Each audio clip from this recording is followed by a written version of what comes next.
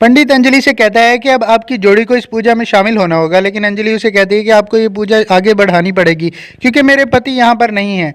इतनी देर में जैसे ये सब लोग पूजा कर रहे होते हैं तो पंडित बीच में अटक जाता है और श्याम आकर उस पूजा को कंटिन्यू करने लगता है। अंजलि अपनी आंखें खोलकर देखती है कि श्याम वहां आ चुका है, लेकिन वह अभी भी श्याम से नाराज होती है। इधर दूसरी तरफ खुशी अपने बाबूजी के पास बैठी होती है और बहुत परेशान होती है क्योंकि उसकी बाबूजी की तबीयत बहुत ही ज़्यादा ख़राब है।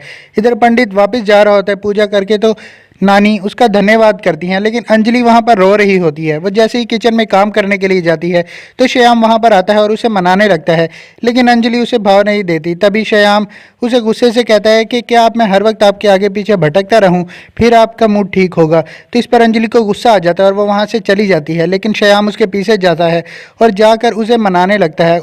उसके साथ बैठकर उसे गजरे गिफ्ट करता है, लेकिन अंजलि उसकी तरफ देखती भी नहीं और उठकर जाने लगती है तो उसके हाथ से सामान गिर जाता है। ये देखकर श्याम फौरन से उसके पीछे आता है और उसे उठा लेता है। इस पर अंजलि उसे कहती है कि ये आप क्या कर रहे हैं, सब लोग देख रहे हैं, मनोरमा और अर्नब वगैरह सब लोग उन्हीं को ही देख रहे होते हैं। लेकिन श्याम उसे कहता है कि मैंने सबके सामने आपके साथ फेरे लिए थे, तो इसमें क्या है कि मैं अगर आपको उठा लूँगा। और अंजलि को उठाकर सोफे के ऊपर बिठाकर उससे माफ़ी मांगने लगता है। श्याम अंजलि से कहता है कि गलती भी मैंने की है, मुझे पता है, लेकिन अब माफ़ी भी तो मांग रहा हूँ, मुझे माफ़ कर दें। ये बात सुनकर अर्नब को भी समझ आ जाती है कि उसने भी खुशी के साथ बहुत ज़्यादा बुरा किया है और गलतियां की हैं, जिसकी वजह से उसे भी खुशी से माफ़ी मांगनी चाहिए। इधर दूसरी तरफ खुशी अपनी माँ और बाबूजी के लिए प्रार्थना कर रही होती है। तभी वहाँ पर पायल आ जाती है और पूछती है कि क्या हुआ। तो खुशी कहती है कि मैं एक बार अपने परिवार को खो चुकी हूँ, मैं दोबारा अपने परिवार को नहीं खोना चाहती, इसलिए मैं चाहती हूँ कि बाबूजी जल्दी से ठीक हो जाएं। तो इस पर पायल उसे कहती है कि वो जल्द ही ठीक हो जाएंगे, तुम्हें फिक्र करने की ज़रूरत नहीं है, और खुशी को संभालने लगती है। तभी खुशी पायल के गले लग के रोने लग जाती है। इधर दूसरी तरफ अर्नब सोच रहा होता है कि आखिर खुशी से कैसे माफ़ी मांगी जाए। सुबह उठते ही अर्नब खुशी से माफ़ी मांगने के लिए ट्रेनिंग करने लगता है और सोचता है कि आखिर मैं ऐसा क्या करूं जो खुशी से माफ़ी मांग लूं।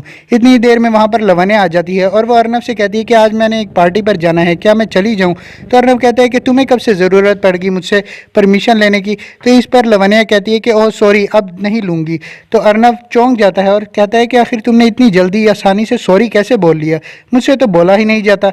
तभी डोर बेल रिंग होती है, तो इस पर लवन्या कहती है कि मुझे लगता है खुशी आ गई है।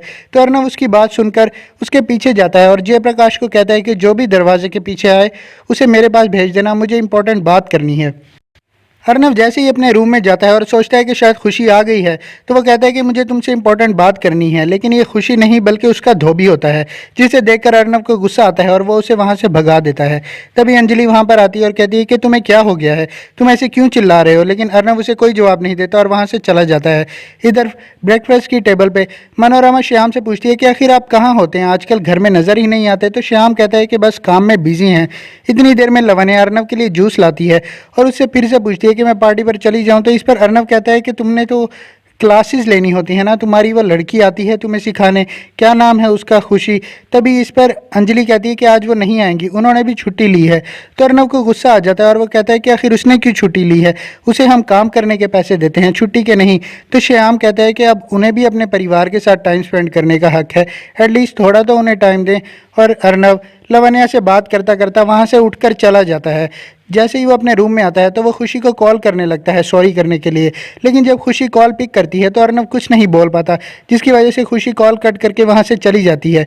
तभी अर्नब दोबारा उससे कॉल करता है और दोबारा ट्राई करता है कि वो उससे बात करे, लेकिन खुशी उसे आगे से गुस्सा करने लगती है और कहती है कि आपके पास और कोई टाइम नहीं है, सिर्फ हमें तंग ही कर रहे हैं, आखिर आपके घर माँ बहन नहीं है, आपको और कोई काम नहीं। ये बात सुनकर अर्नब कॉल कट कर देता है और सोचता है कि अब मैं क्या करूँ, मुझे खुशी से किसी न किसी तरह माफ़ी तो मांगनी ही होगी। लेकिन खुशी चौंक जाती है कि मेरी पूरी बात सुने बगैर ही इस इंसान ने कॉल कट कर दी, उसे नहीं पता होता कि ये अर्नब है। तभी वहाँ पर लवन्या अर्नब के पास आती है और पूछती है कि मुझे कौन सा ड्रेस पहनना चाहिए, क्या तुम मेरे साथ पार्टी पर चलोगे। लेकिन अर्नब उसे मना कर देता है और कहता है कि मैं कहीं भी नहीं जाने वाला, तुम खुद ही चली जाओ और जो दिल करे वो ड्रेस पहन लो। इधर दूसरी तरफ खुशी के बाबूजी के पास श्याम रात को घर वापस लौट आता है, तो वो श्याम से पूछते हैं कि काम कैसा जा रहा है। तभी वहाँ पर खुशी आ जाती है और कहती है कि मुझे भी काम के लिए अब जाना होगा, मैं अपने काम पर जा रही हूँ। इधर एक आदमी फ़ौरन से श्याम के पास आता है और पूछता है कि आज आप कोर्ट में आए नहीं। ये बात सुनकर खुशी के बाबूजी चौंक जाते हैं कि आखिर श्याम तो कह रहा था कि मैं काम गया हूँ, तो ये कोर्ट में क्यों नहीं गया।